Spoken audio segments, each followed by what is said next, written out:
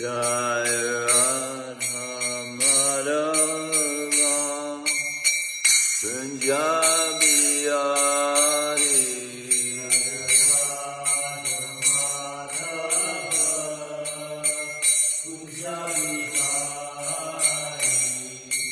Gopi Jana Baba Girivansari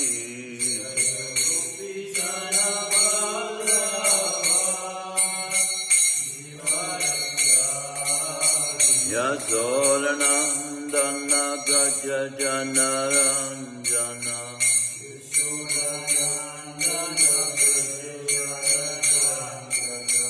Yamuna Tira Vanachari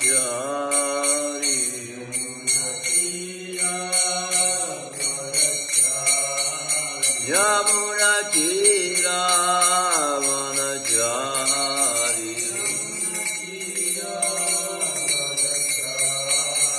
Jai Radha Madhava Punjabi Hari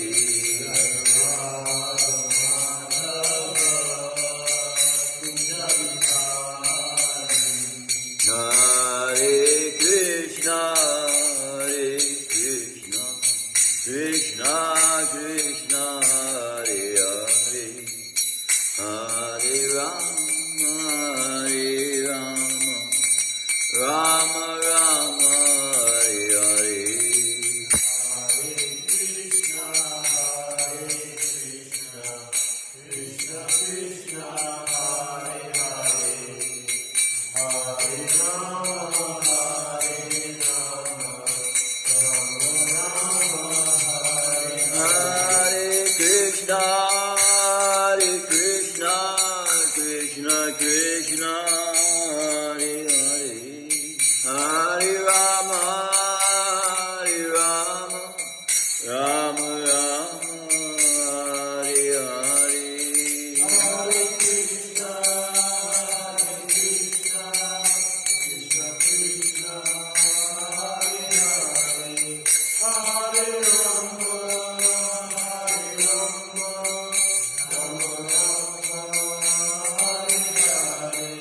Jaya Radha Punjabi Hari, Radha Punjabi Hari, Hari.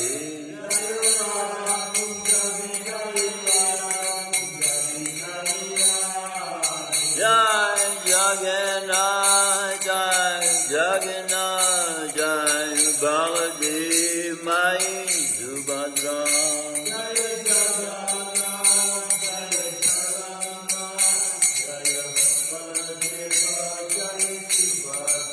Jaya Shrimadbhagavatam1.5.25 Jaya Balagopal Jaya Shrimadbhagavatam Jaya Giri Govardhan Jaya Shrimadbhagavatam Jaya Balagopal Jaya Shrimadbhagavatam Jaya Giri Govardhan Prabhupada Jaya Srila Prabhupada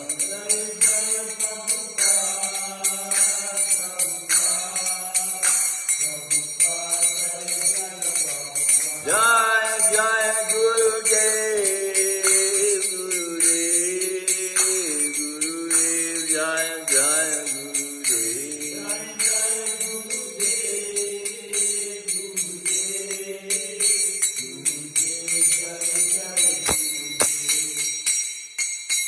Jai Vishnupad Paramahamsa Parivadikacharya Mahastohara Satoshi Shimara's Divine Grace Founder of Iskana Bhai Charanadavinda Bhakti Vedanta Swami Srila Prabhupada Ki Grantaraj Shrimadbhagavatam Ki Their Most Merciful Lordship Shri Shri Radhakunda Bihari Ki Shri Jagannath Shri Baladev Mai Subhadra Ki Shri Nathaji Shri Balagopal Ki Shri Shri Varnitai Ki Nitai Go Premanand. All glories to the assembled. All glories to the assembled. All glories to the assembled. All glories to the Lord, the Spirit of Shri Shri Guru and Shri Gauranga.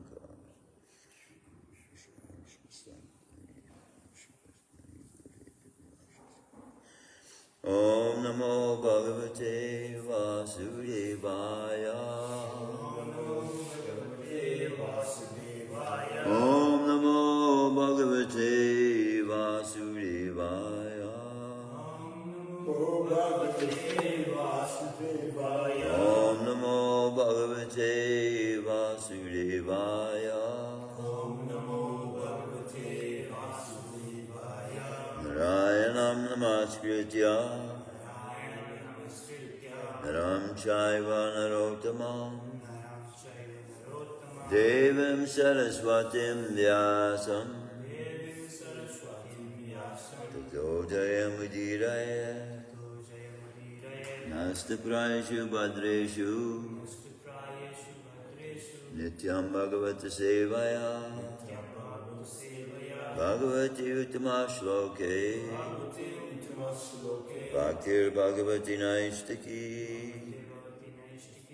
Reading from Shrimadbhagavatam, Canto 1, Chapter 5, Text 25, is that right? John, Text 25.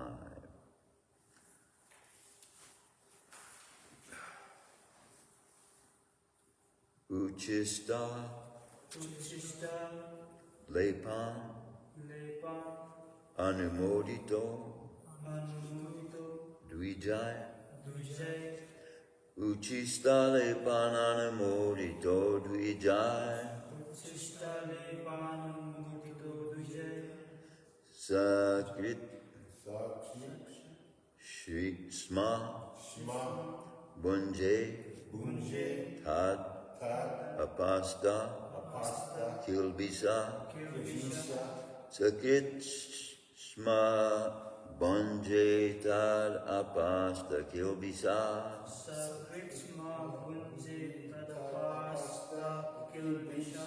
Evam Pravritasya Visuddha Chetasas Evam Pravritasya Visuddha Chetasas Tadharma Evatma Ruchi Prajayate Tadharma Evatma Ruchi Prajayate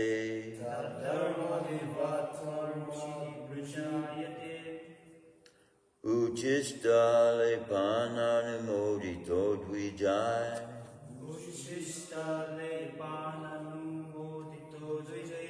Uchista Lepananumodito Dvijay Uchista Lepananumodito Dvijay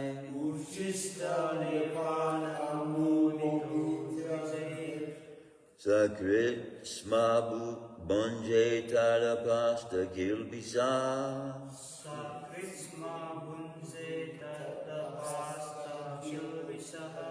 Sakrit Smabunje Tadapasta Kilbisa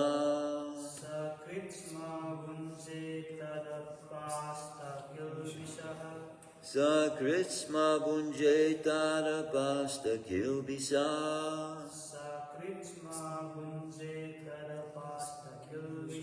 Evam Pravritasya Visuddha Chetasas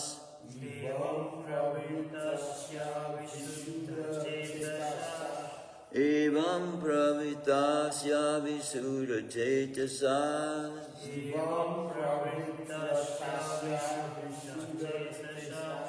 Evam Pravritasya Visuddha Chetasas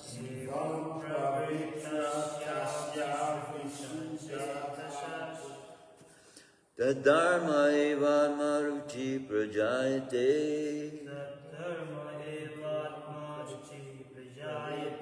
Tadharma Evatma Ruchi Prajayate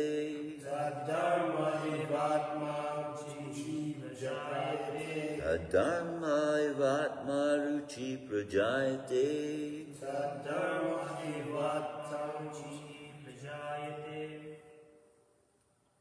Uchistalepan, the remnants of foodstuff. Anumodita, being permitted. Dvijay, by the Vedantas, Brahmins. Sakrit, once upon a time, Sma, in the past, Punje, took, Tat, by that action, Apasta, eliminated, Kilvisa, all sins, Evam, thus, Pravritasya, being engaged, Visuddhas Cetasa, of one whose mind is purified, Tat, that particular, Dharma, nature. Eva, certainly. Atmaruchi, transcendental attraction. Prajayate, was manifested. Uchistale pananamorito dvijay, sakritsma bunjay tarupasta kilbisa, evam pravritasya visura chetasasta dharma evatma ruchi prajayate. Translation and purport by His Divine Grace, Abhay Charanadavinda Bhaktivedanta Swami Srila Prabhupada. Once only, by their permission, I took the remnants of their food, and by so doing, all my sins were at once eradicated. Thus, being engaged, I became purified in heart, and at that time the very nature of the transcendentalist became attractive to me. Please repeat. Once only, by their permission, I took the remnants of their food, and by so doing, all my sins were at once eradicated. Thus, being engaged, I became purified in heart. And at that time, the very nature of the transcendentalist became attractive to me. Once only, by their permission, I took the remnants of their food, and by so doing, all my sins were at once eradicated. Thus, being engaged, I became purified in heart, and at that time, the very nature of the transcendentalist became attractive to me. Purport. Pure devotion is as much infectious, in a good sense, as infectious diseases. A pure devotee is cleared from all kinds of sins. The personality of Godhead is the purest entity. And unless one is equally pure from the infection of material qualities, one cannot become a pure devotee of the Lord. The Bhaktivedantas, as above mentioned, were pure devotees, and the boy became infected with their qualities of purity by their association, and by eating once the remnants of the foodstuff taken by them. Such remnants may be taken even without permission by the pure devotees. There are sometimes pseudo-devotees, and one should be very much cautious about them. There are many things which hinder one from entering devotional service. But by the association of pure devotees, all these obstacles are removed. The neophyte devotees become practically enriched with the transcendental qualities of the pure devotee, which means attraction for the personality of Godhead's name, fame, qualities, pastimes, etc. Infection of the qualities of the pure devotees means to imbibe the taste of pure devotion, always in the transcendental activities of the personality of Godhead. This transcendental taste at once makes all material things distasteful. Therefore, a pure devotee is not at all attracted by material activities.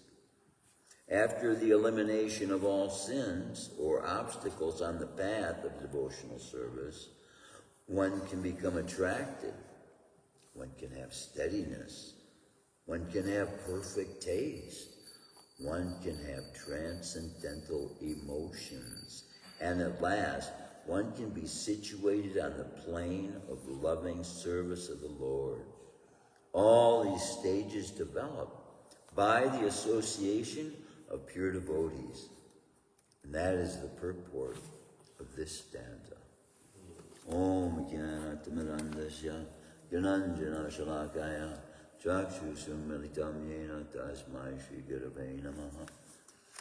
I mean, one thing really being pointed out here is the power of prasadam. Yeah. He took prasadam once from them and took it by permission of them, asking them if he could, and as a young boy. See, this is revealing the character, the nature of him. He was humble, and he was submitting himself under their guidance. So they blessed him and allowed him then to engage in devotional service, which, see, we kind of take around here, you know, doing the stuff we do for granted. Like, okay, I'll do some service today. But it is being revealed here what a high privilege it is. All of these services are. Because they're directly connected to Krishna. Jai Shri Radha Jai Jai Jagannath Jai Baladev Jai Shri Gauranitai. Every day, you know, we're talking about how important engaging in this bhakti is, because it's directly connected to Krishna.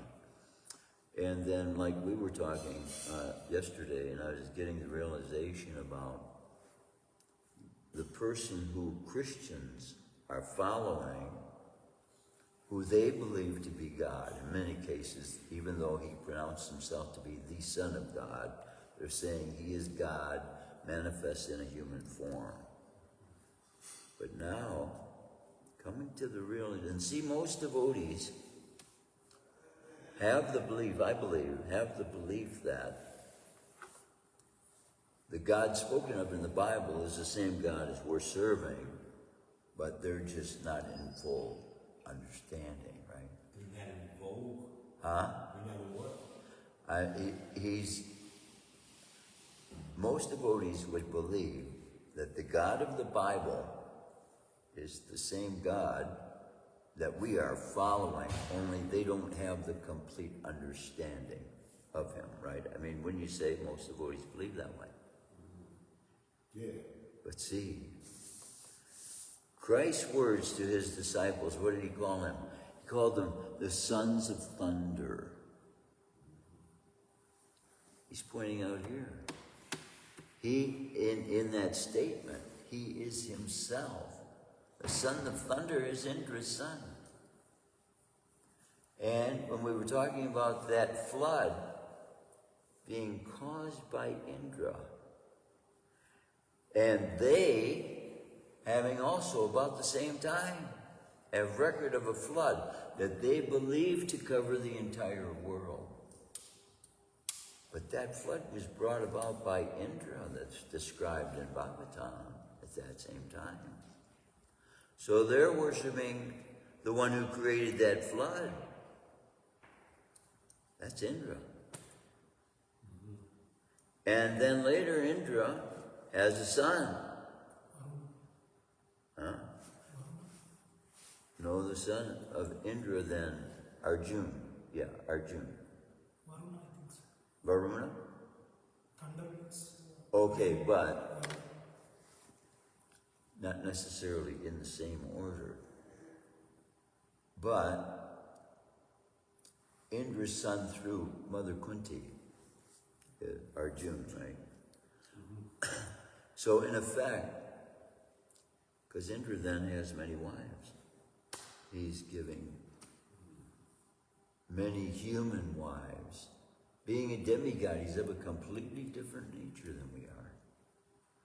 And he is worshipable. He's worshipable. And in his presence, you could fan him. You could offer him Agni, fire. You could offer him foodstuffs. But he's not God. He's not Krishna. Not only that, but the act of creating the flood was in defiance of Krishna, which they are saying was an act of God in defiance of man. Think about that. It's completely different. See? The same act they're accrediting to God, we are accrediting to Indra, done by a demigod. The same demigod that Christ is accrediting his disciples to being the sons of. And see, what we take through initiation, what we take through spiritual rebirth, as the Christians would call it, being baptized, you die and you become a new person. That's their philosophy, right? So here it's described as well, dying to his sins. Narad Muni got that from taking prasadam. And then he got engagement, so he became purified and then engaged in the service. But it can work both ways. A devotee can give you service to do and then you take prasadam. So it can happen. There are 9 processes we have. And so what Christians are being given, it's not the same God. So they really don't have anything about us in the way of, other than Christ being a Vaishnava himself, which he did not reveal to them, which as well suggests that if we are going to accredit this person who leads Christianity as having accomplished, a great work by this establishment of a spiritual people, then we'd have to suspect that he has not yet begun. Because the people he came to was the Judaic people, the people practicing Judaism, the Jewish people. And they rejected him. By their laws, he was crucified. So, by his words and by the revelations he gave to his disciples, the future will be a time in which these souls who have sought for heaven, they will even be taking birth on the earth with demigods, because demigods also want to take birth and reside. They can do that also in the form of sons and daughters, which has happened in the past, which Christianity doesn't see. In their own histories, this intermingling of demigods with human beings is recorded in the Bible, in the Old Testament. But they record it as though it's some foreign race to them, that these are creating giants that are like nothing to do with human beings, and they should be like almost as though they should be shunned. Right? It's the kind of... And then when David comes along, he slays a giant, one of the Philistines. So that's describing a whole race of people who are themselves giants. And so Krishna was himself 12 feet tall. From our standards, now, twice as tall as most human beings is considered a giant, right? And so, but in the age Krishna was at last manifest himself in that form, that personal form of Krishna, that was the norm. He wasn't of outstanding height to the Pandavas or to the Kauravas or all the rest of the population. So that was in India. Now, this is the record we have. But it is said as well that engaged in that battle at Kurukshetra was the gathering of armies from all over the world as well, coming to help the Kauravas, they were able to gather because they had taken over that position of emperor of the world. And so they were controlling. And they would send out, when they were putting themselves in a challenge, for that position, they would send out a horse. And that was like a challenge to any other nation that wanted to challenge the superiority of their being in that position. Then they would take the horse, and then they would return with their armies.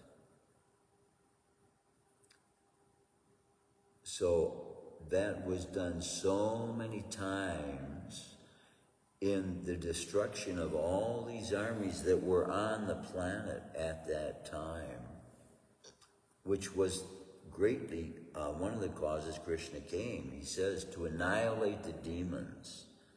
And in the Revelation of Bhagavatam, it reveals, as well as Bhagavad Gita, how many times Krishna brought all the armies from the whole world that were themselves building dynasties of this world that were not pleasing to Krishna at all.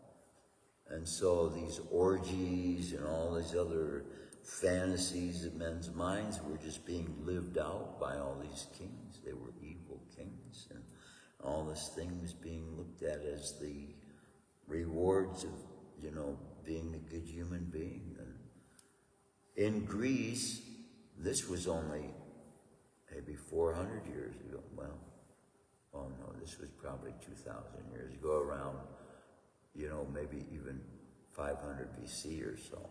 They had vomitoriums where people would just fill themselves with food, and then before it could even get fully digested, because they wanted to eat more and more and more and more, they go into the vomitorium, take a feather down their throat.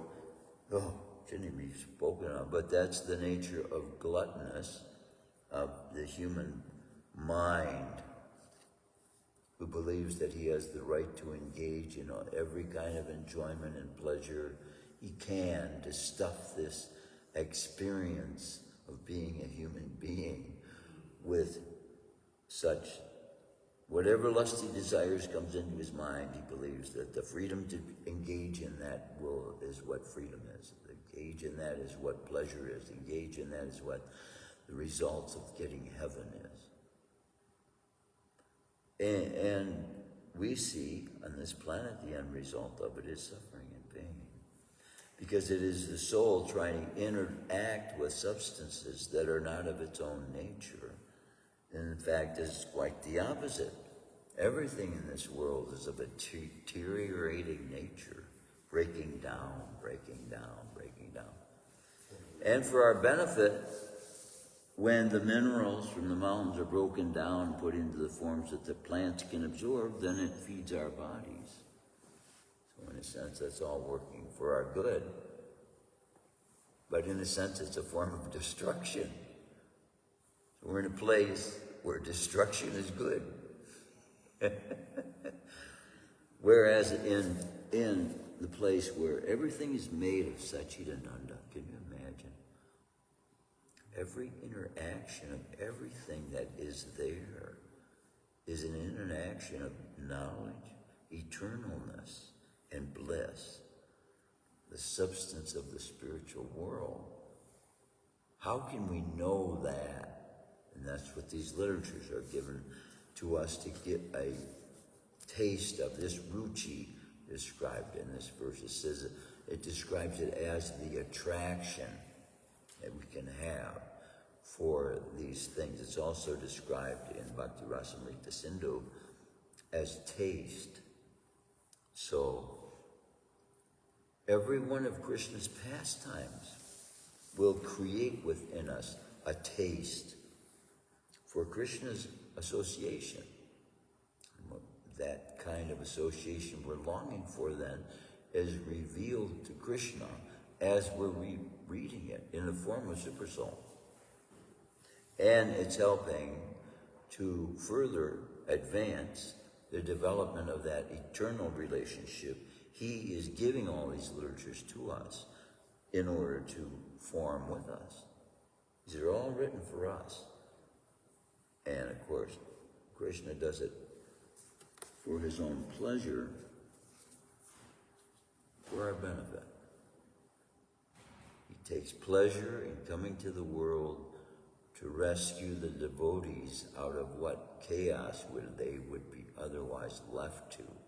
If Krishna didn't kill off all these armies, and he and Balaram did it 22 times, Jarasandha brought millions and millions of military phalanxes of armies. And Krishna and Balaram took care of them all by themselves, no help at all. Which is why Krishna had to make an agreement that he wouldn't even take up weapons in Kurukshetra. His fame became so known. But just reading Bhagavad Gita, we don't really know that, It kind of looks like they were having to put up a fight. Krishna made it look like that. Because without that, the suspense is gone. It's a stage that was set by the all-powerful, who had control over birth, death, old age, and disease, who brought with him the souls who have been in that relationship with him from the spiritual world, carrying out the same kind of acts as plays. They do these things in the spiritual world as a play. So you will see the gopis doing that as well. They're reenacting things that Krishna has done as playtime. And so, because people die, we look at death as such a terrible end. And so, we don't see death in reality. And what Krishna wants to help us to see the leaving of this body as, when he describes that never was there time when I did not exist, nor you, nor all these kings. He's revealing the nature of the soul, which he wants us to come to the realization of in order for our relationship with him to become more perfect. Because if we don't see him as that person we can have an eternal relationship with, then we're not seeing Krishna for who he really is. And that relationship here, it should be developing and increasing all the time. With those who have been there eternally with Krishna, the experience of the increase may not be as intense. But it can get quite intense with us, brought to the point of crying, tears of joy and happiness, and feelings of great power, the source of great power, because Krishna, the same person we're worshiping on the altar, who we are crediting with having manifested all the universes that there are from one single body, created body. He's the same one who's sharing this body with us. And so at any point in our own lives, he could reveal how powerful he is in that way. But through devotees, he takes pleasure in their humility, just the same way as his own humility is revealed. At any time he wanted to, in having a conversation with the Kauravas about how evil acts they had perpetrated, he could kill them all at any moment he wanted to, without much energy being expounded at all. We make our heroes like Goldfinger and these hero detectives, they spend most of their time in their bar drinking alcohol and having a woman hanging around their shoulder, but then their great feats of being able to knock out these guys. Denzel Washington, he's got this stopwatch. He's got to beat up like 10 or 15 guys, and in 30 seconds he's going to do that. But see, all these things created by what men think to be their imaginations are acts that Krishna and Balaram have actually done themselves. They didn't have no stopwatches to do the timing with. But they take pleasure in liberating these souls and stopping their evil acts, which sometimes they're destroying the earth. They're using the earth for things that will not benefit them.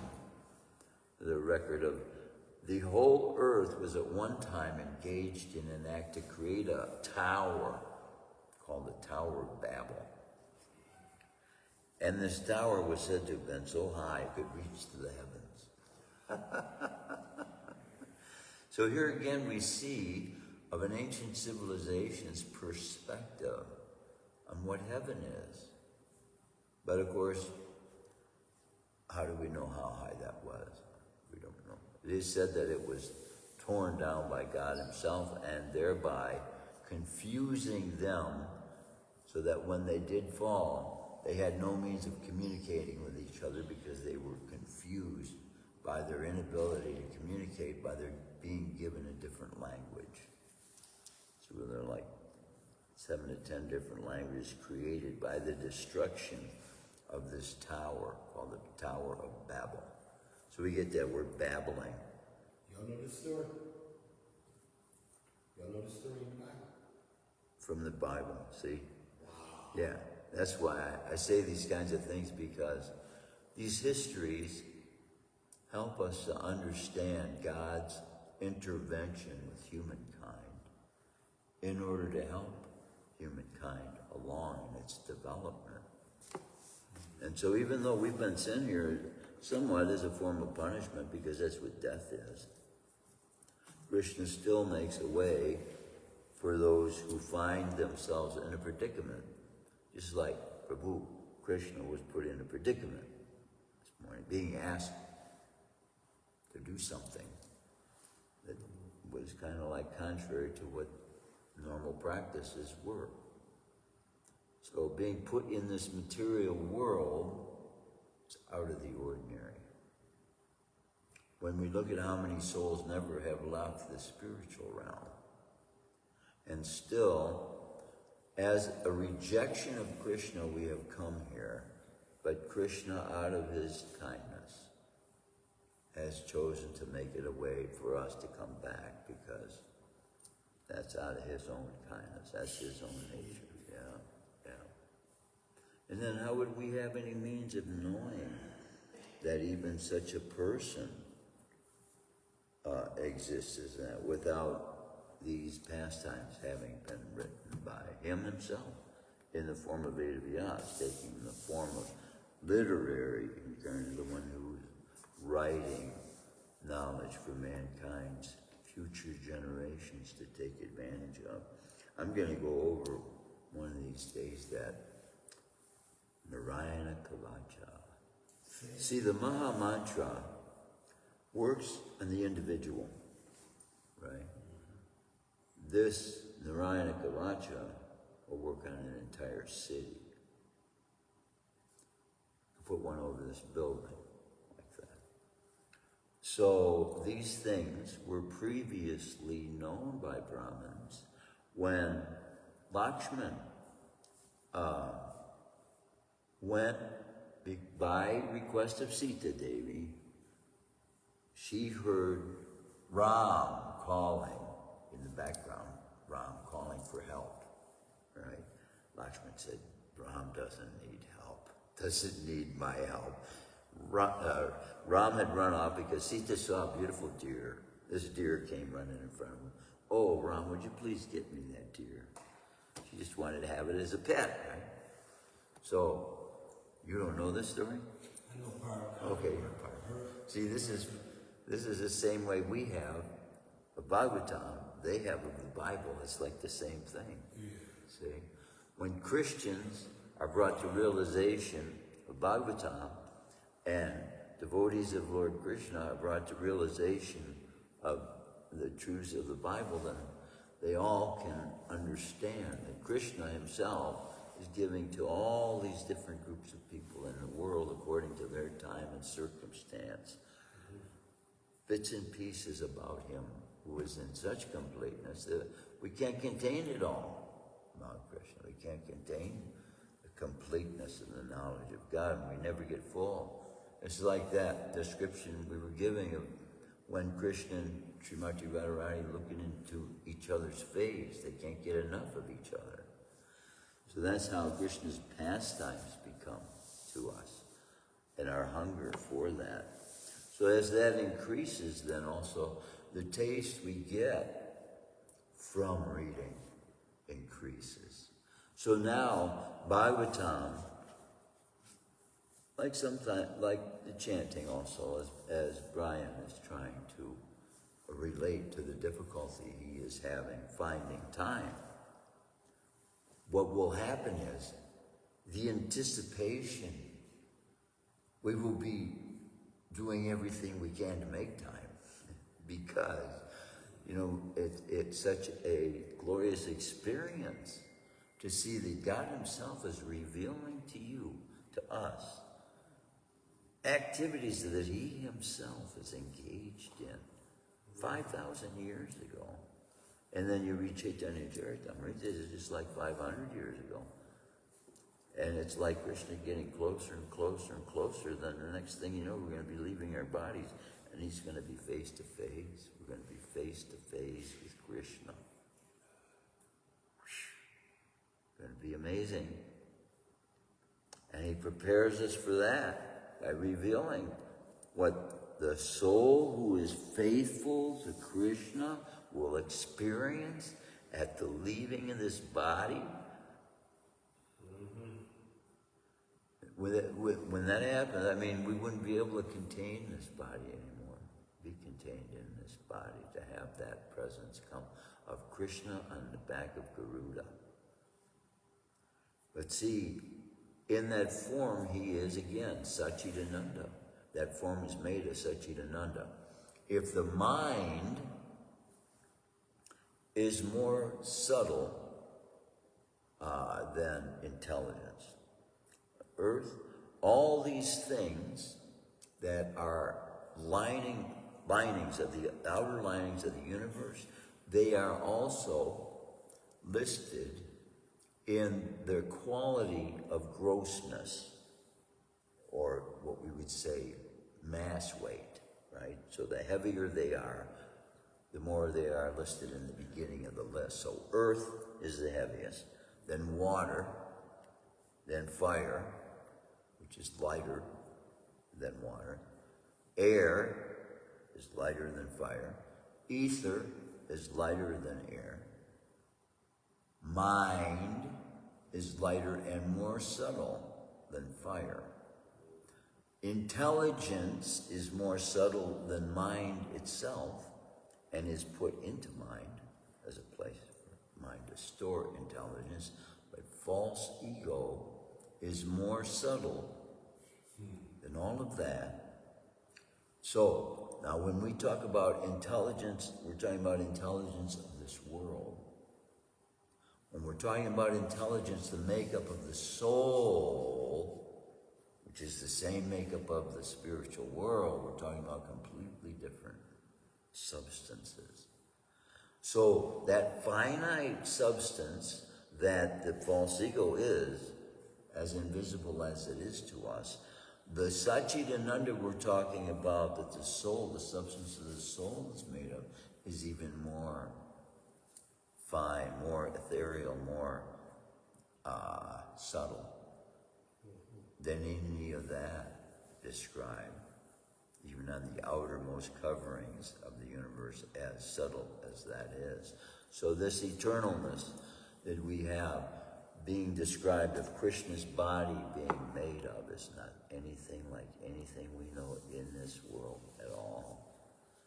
And that's where Krishna is going to bring us to the point where we can eventually experience him. So this will come after we leave these bodies. So leaving these bodies can be an anticipation we look forward to. That's what it should be. We're going to see Krishna. We're going to see the Supreme Person, supremost of all beings. We're going to see him face to face. That's what leaving these bodies. As long as we engage in the service, and we don't, because that knowledge exists in our minds, we don't presumptuously trying to make that happen before it's time, or daring God, as the Bible says, don't tempt God with your life, right? Don't just jump off a cliff somewhere, oh, God will take care of me. Krishna can do that. We don't imitate Krishna's acts. He does it to prove his superiority, and because he has fun doing it. Krishna does things for his own pleasure just because he wants to. With us, that same act is out of false ego, trying to imitate all these things that we wish we could do. That's part of our envy of Krishna, because he can do it all. And so, this is where glorification of Krishna comes in, knowing how superior he is to us. And that's where also humility comes in. It just develops naturally. I can't make myself 50 feet tall now. But what to speak? Krishna is in a form so big, universes are coming out of the pores of that body. So what does a military phalanx of men here, 1 million strong, mean to that person from whose body billions of universes are coming from? As Srila Prabhupada said, yes. What is it, Indra? I can handle you with my little finger. And then he lifts up, go over downhill with Krishna. He is a person. You can handle that with a little, all that 40 days of rain. He says, I'll take care of that with my little finger. That's Krishna. I was a little boy. Yeah, as a little boy nonetheless, too, at what, 7 years old or something. Right. Exactly. That's Krishna's grace. It's 9 o'clock, time for Prashant. Any comments, any questions, any realization? See, realization, I live off of realizations, you know. When I can chant, and then answers come into my mind, boy, to me, that's Krishna's reciprocation. I just live for that, you know. To me, that's just like proof that God wanting to reveal himself to you, you know, and he gives you these answers. It's so sweet, so amazing. Yes, brother. Krishna. I'll try and remember to repeat your question on whatever you're going to say. It will be hard. So, what I was told like before, it's not based on a scripture, but like I heard somewhere that once the Krishna reveals things inside of you, there is no need for you to, how to say, like, tell others unless somebody asks her. So like these things like kind of feels, you know, unless it is needed, then how do you say? Very good point. Yeah. See that we don't, see that's our difference too between, we don't proselytize to the point of forcing people against their will, which is a big determining factor for a person to develop pure love. Because if you're doing something because you think you have to, because somebody's telling you and you got a threat on your life's existence and all these things, this is not love, right? So what we want to bring people to Krishna with is love for Krishna. And so we can present it, and then if they respond, because they want. But it doesn't mean we shouldn't present it. Because if we don't present it, it's like they don't get the opportunity, because how rare a devotee is. So in Michigan, let's say there's 5,000 devotees maybe, right? So compared to the entirety of the population, there might be only one devotee for every 1,000 people, right? There's 5 million. There will be one devotee for every 1,000.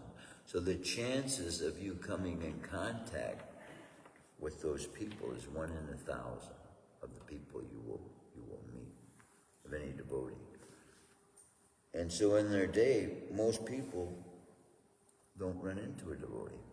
So what you mean is like out of compassion we share the realization, but you see the audience, if they're interested, then only, not there. Exactly.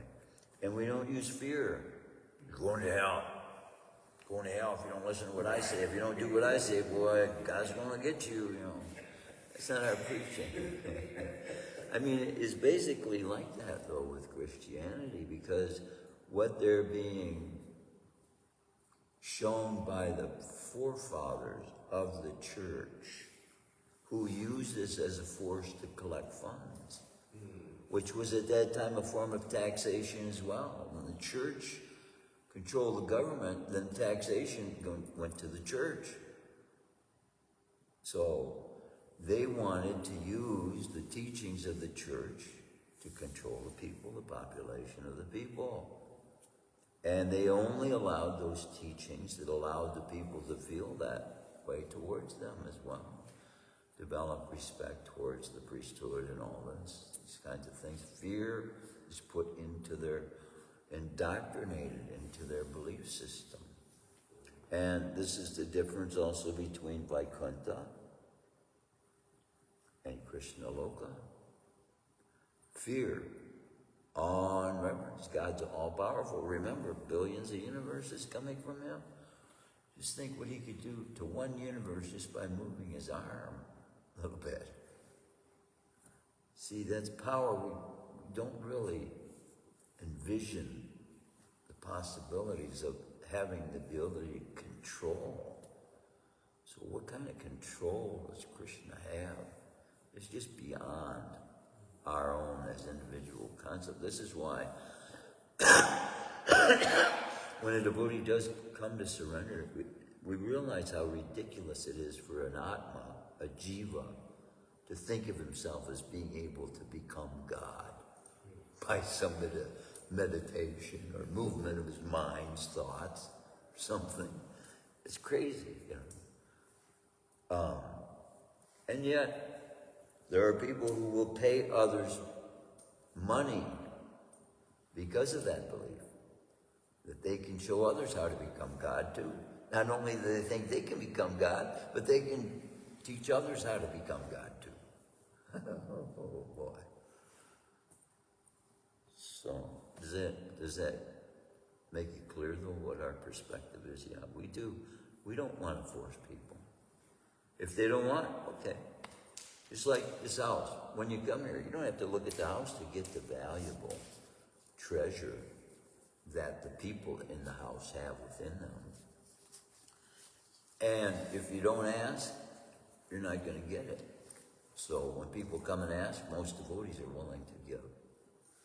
And so that's what we hope, that people will show themselves wanting God. If they show any sign at all, oh, what is this philosophy about? Why are you vegetarian? What do you believe in reincarnation? All these things. Then immediately they're being attracted to Krishna. We can know that. And he's the one, as super soul, wanting them to have the answer. Super soul in them brings them here so that they can get the answers. Right. Yeah. They got to want the answer. Yeah. Any other comments, questions, relative? Grantaraj, Shrimadbhagavatam, Ki Jai. Srila Prabhupada, Ki Jai.